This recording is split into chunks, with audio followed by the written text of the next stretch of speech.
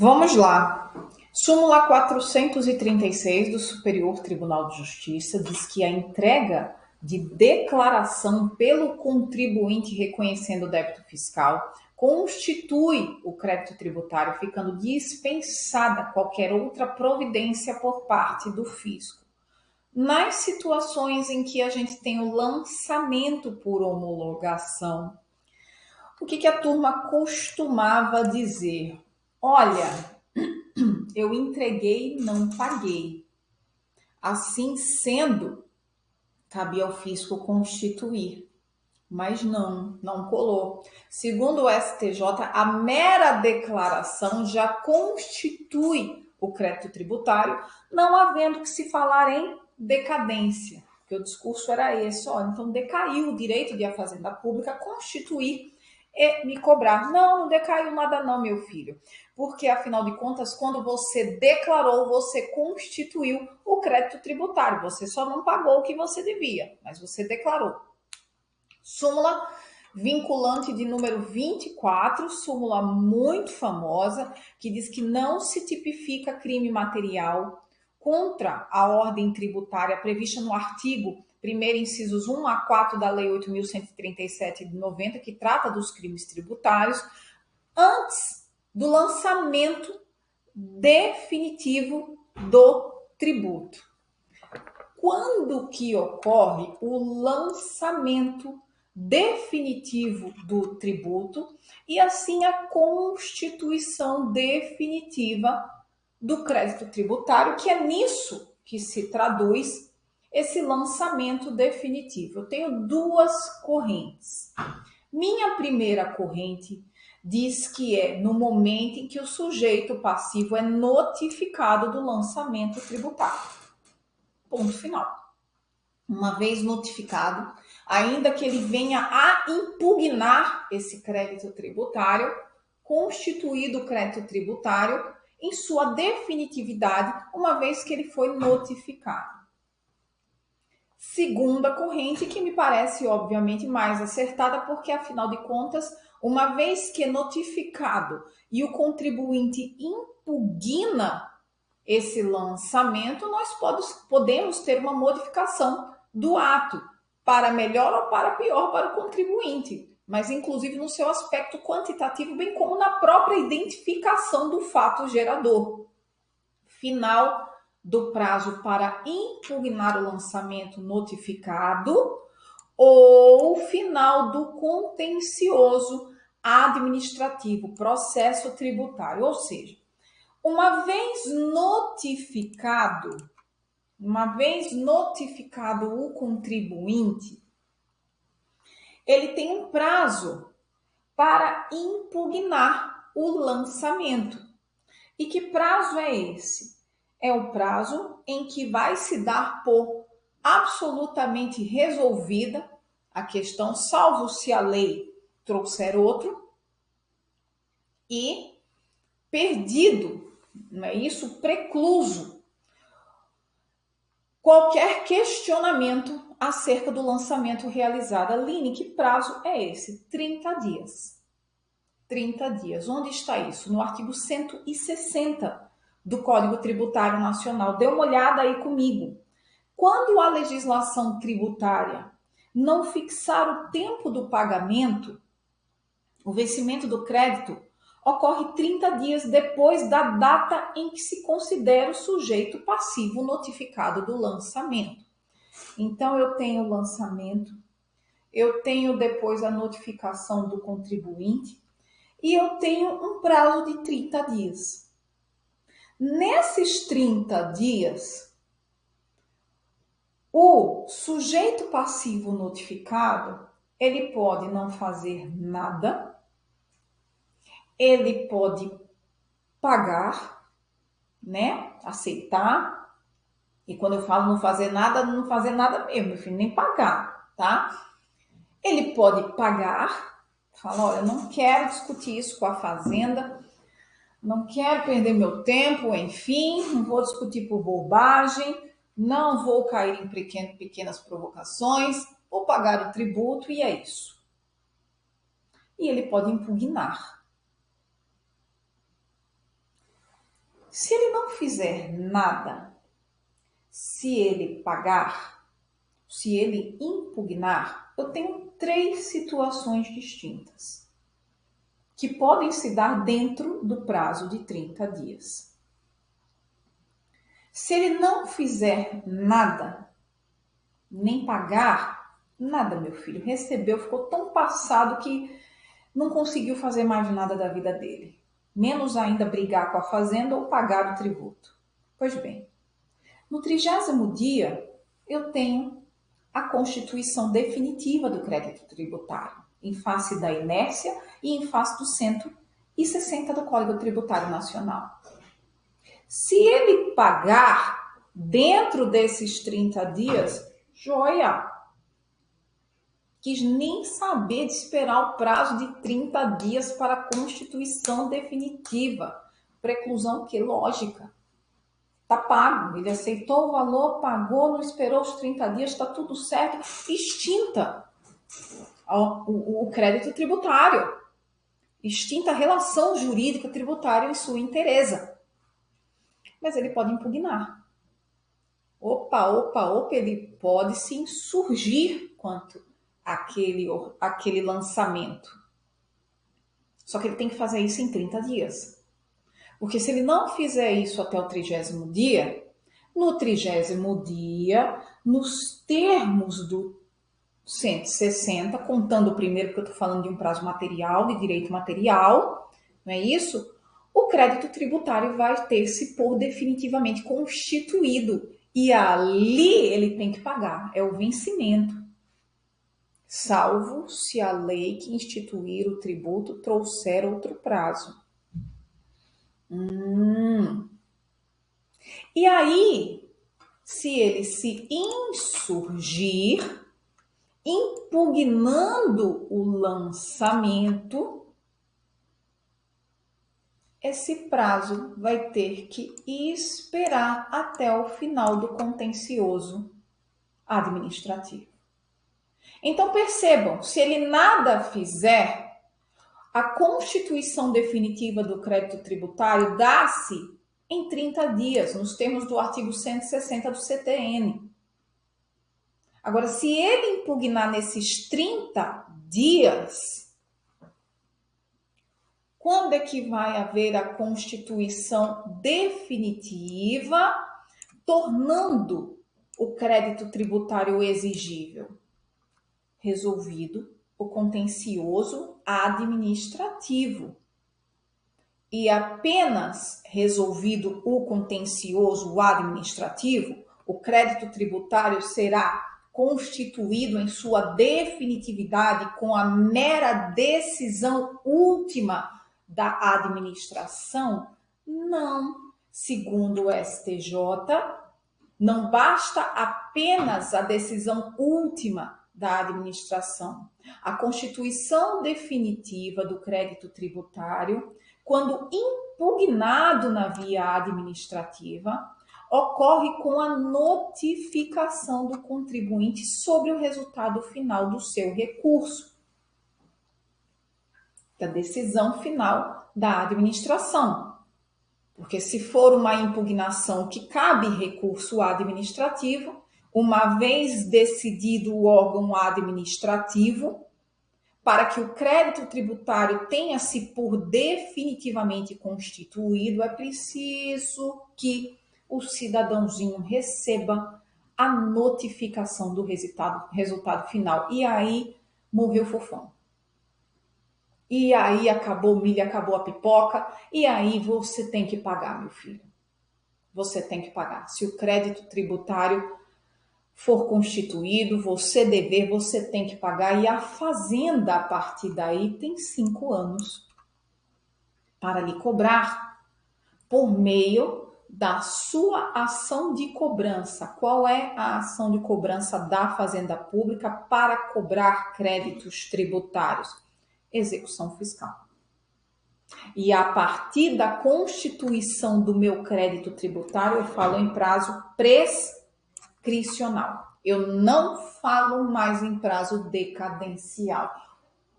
O assunto prazo decadencial morre com a constituição do crédito tributário ou não, uma vez verificada a decadência. Não verificada a decadência, constituído o crédito tributário, a gente só pode falar em prescrição. 5 anos. Certo? Aqui terminamos o lançamento e passaremos para uma outra fase do crédito tributário. Aqui eu tenho o meu fato gerador, não é isso? Vamos lá voltar para a relação jurídica tributária para a gente se situar, a gente se localizar para onde vamos. Fato gerador, que nasce junto com a obrigação tributária, constituído o crédito tributário pelo lançamento nos termos do 142 do Código Tributário Nacional, não houve decadência, não se trata de hipótese de exclusão, no caso uma isenção, a gente vai ver isso mais na frente, 175 do CTN, meu Código Tributário, nada, meu crédito tributário constituído rigidamente, limpinho, tá valendo. Exigível, não exequível ainda.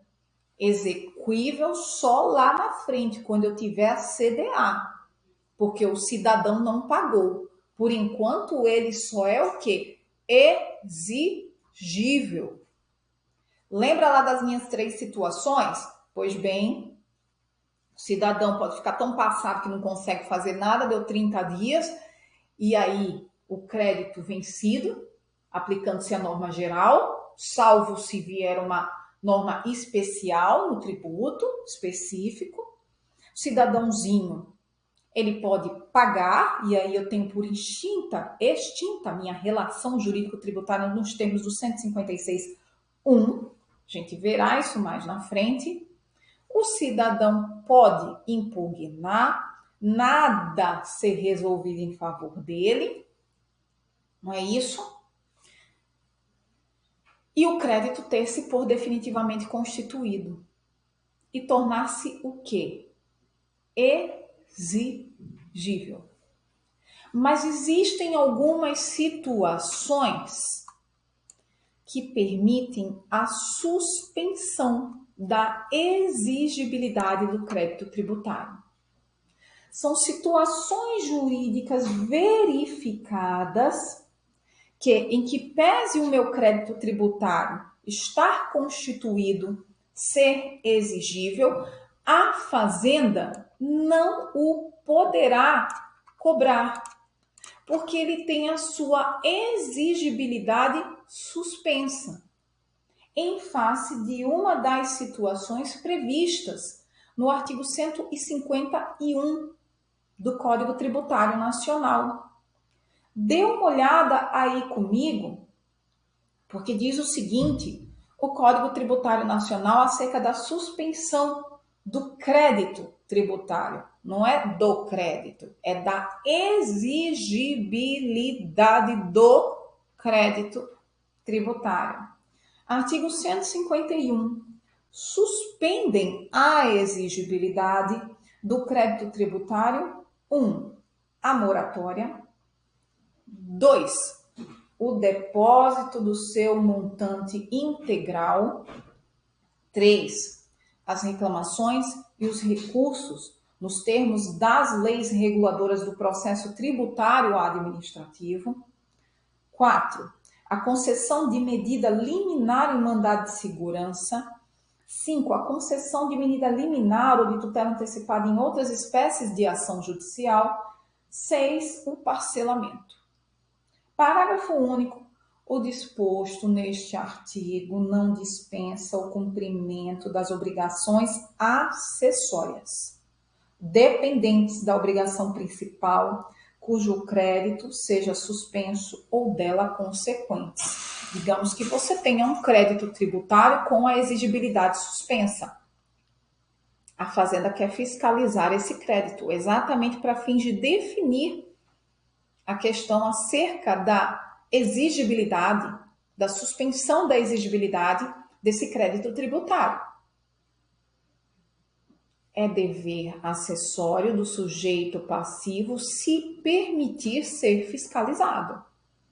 Então, o fato do principal estar suspenso não significa que as obrigações acessórias assim também estejam. Você segue, meu filho, pleno e confiante no cumprimento das obrigações acessórias, acerca, inclusive, do crédito tributário que tem a sua exigibilidade suspensa. É isso que diz o parágrafo único do artigo 151 do Código Tributário Nacional. Bom, vamos lá destrinchar. Já falamos sobre a suspensão da exigibilidade. Esse rol é taxativo ou exemplificativo? Esse rol do artigo 151 é um rol taxativo ou exemplificativo? O que eu tenho aí no 151 pode ser ampliado? Deem uma olhada no que consta aí no artigo 141 do Código Tributário Nacional. Lá no comecinho, a gente pulou. Lá no comecinho, porque a gente ia falar dele aqui. Do título 3, que trata do crédito tributário. Diz o artigo 141 o seguinte: o crédito tributário regularmente constituído somente se modifica ou extingue ou tem a sua exigibilidade suspensa ou excluída nos casos previstos nesta lei, fora dos quais não podem ser dispensadas, sob pena de responsabilidade funcional na forma da lei, a sua efetivação ou as respectivas garantias. Portanto, nos termos do 141 do Código Tributário Nacional, não apenas as hipóteses de constituição, de suspensão, do crédito tributário são hipóteses taxativas. Mas quando eu falo de exclusão, modificação ou também extinção, são hipóteses taxativas. Tá, Aline, mas me explica aí. O que acontece quando a Fazenda Pública tem a exigibilidade do seu crédito tributário suspensa? Qual é a consequência fática, juridicamente fática, sobre isso? A suspensão da exigibilidade, segundo o STJ, né? Quando eu falo em suspensão da exigibilidade, a Fazenda não pode exigir o pagamento do crédito tributário e não pode adotar nenhuma atitude de cobrança do crédito tributário. Diz lá, ó, segundo o STJ, a suspensão da exigibilidade do crédito tributário na via judicial impede o fisco de praticar qualquer ato contra o contribuinte visando a cobrança do crédito tributário, não podendo inscrevê-lo em dívida ativa, caso ainda não o tenha feito, executá-lo ou penhorá-lo. Aqui segue o fluxo, tá? Pode ter inscrito ou não ainda. Se estava inscrito, fique inscrito, mas não vai poder o quê? Cobrar, não vai poder executar, não vai poder penhorar. Se não tiver inscrito, aí não vai poder inscrever, já que a exigibilidade está o quê? Suspensa. Mas pode lançar? Pode, para evitar a decadência. Ainda que o crédito tributário a ser lançado ostente alguma situação de suspensão da exigibilidade, nos termos do artigo 151 do Código Tributário Nacional, se a Fazenda Pública ainda não tiver constituído, o seu crédito tributário, deixa eu tomar uma água e hidratar aqui, não tenha constituído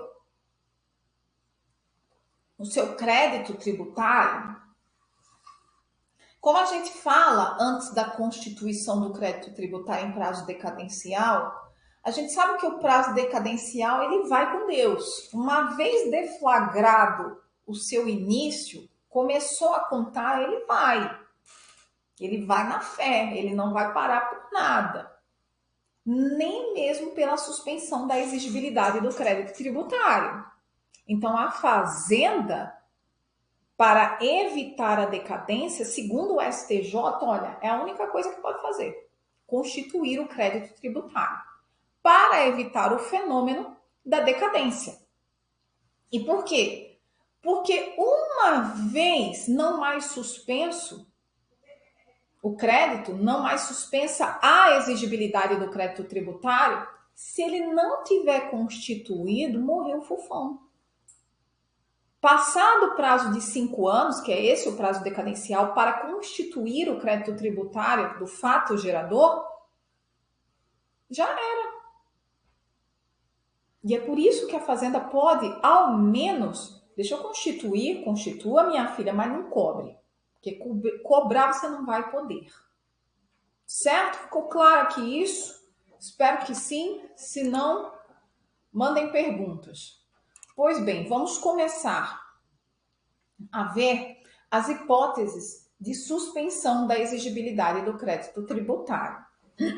Eu vou começar pelo depósito do montante integral do tributo. Depois a gente vai lá olhar a moratória. E por quê? Porque se vocês observarem aí no Código Tributário Nacional, a moratória é a única causa de suspensão da exigibilidade do crédito tributário que é tratada no CTN. O 155A, que fala do parcelamento, ele faz uma remissão às normas de moratória, mas ele não destrincha a matéria, né? Ele não traz normas gerais, porque quem vai trazer a lei que estabelece o parcelamento, com o código traz acerca da moratória. Então vamos deixar a moratória para o final, que estudaremos inclusive junto com parcelamento, para que entendamos qual a diferença entre os dois institutos, porque não são iguais, né? A moratória não é um parcelamento, tá? É uma outra situação. E vamos começar pelo depósito do montante integral. Artigo 151, inciso 2 do Código Tributário Nacional, diz que a causa da suspensão da exigibilidade do crédito tributário, 2, o depósito do seu montante integral. Eu leio isso e não entendo. Do seu quem? Do montante integral de quê? É causa de suspensão da exigibilidade do crédito tributário, gente, o depósito do montante integral do total do crédito tributário, quando se quer discutir acerca desse tributo. Porque uma vez que é realizado, feito o lançamento, o cidadão ele tem duas opções. Ele vai impugnar o tributo sem fazer qualquer depósito de montante integral. E aí o que acontece? De acordo com o tempo que role o processo administrativo, ele vai pagar penalidades. Se ele realiza o depósito do montante integral, inclusive judicialmente, ele já suspende o quê? Suspende o rolamento de juros, de mora. A correção monetária, uma vez, vai ser feita automaticamente, porque se faz esse depósito em uma conta com correção monetária. A Fazenda vai dizer qual é o valor, que é o principal mais juros e multa, do montante integral do tributo. O sujeito passivo ingressou, por exemplo, com uma ação judicial. Lembra lá do nosso exemplo, lá na esfera administrativa? Impugnou, recebeu o resultado do recurso e tem-se por definitivamente constituído o crédito tributário pela notificação, ele não satisfeito, ele ingressa com uma ação judicial. Porque ao ser notificado do recurso administrativo, uma vez que ele não tinha lá garantido, né, realizado o depósito do montante integral administrativamente para suspender a exigibilidade, bem como o curso de juros e multa, ele não tem a exigibilidade suspensa. Só que quando ele vai ingressar judicialmente, ele, peraí, aqui já é meio caminho andado para o fim errado. Então, deixa eu me resguardar. A Fazenda, ele ingressa com a ação judicial, a Fazenda Pública diz quanto ele deve, e isso veio na notificação, e ao ingressar com a ação judicial, ele realiza o depósito do montante integral do crédito tributário discutido, devido por ele nos termos do que diz a Fazenda Pública e não do que ele acha. Se ele depositar o que ele acha que é devido, eu não tenho uma causa de suspensão da exigibilidade do crédito tributário, tá?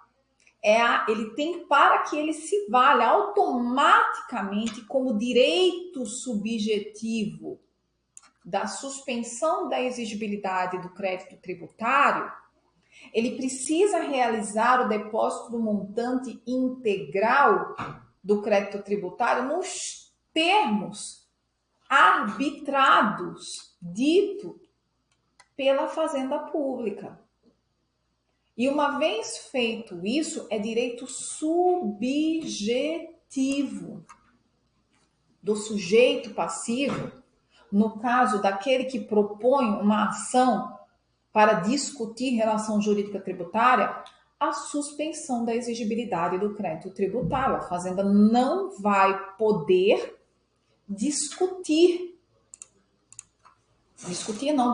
não vai poder cobrar, exigir, executar, até mesmo porque ela está garantida. Ele ingressou com a ação judicial, questionando a decisão administrativa, ele depositou o que a Fazenda disse que ele deve, a Fazenda assim está garantida,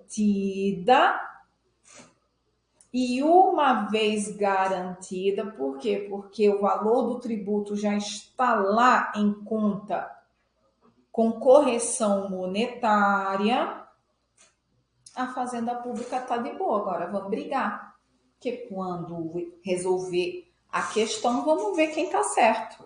E de toda sorte, ou ele vai levantar o valor, levar o dinheiro dele para casa, ou a Fazenda vai levantar o valor. E é por isso que se suspende a exigibilidade do crédito tributário. É direito subjetivo. Não tem nada que pedir liminar, decisão liminar, uma vez que se faz o depósito do montante integral. O juiz não tem que analisar se cabe ou não a suspensão da exigibilidade do crédito tributário. Cabe. Realizado o depósito do montante integral, cabe.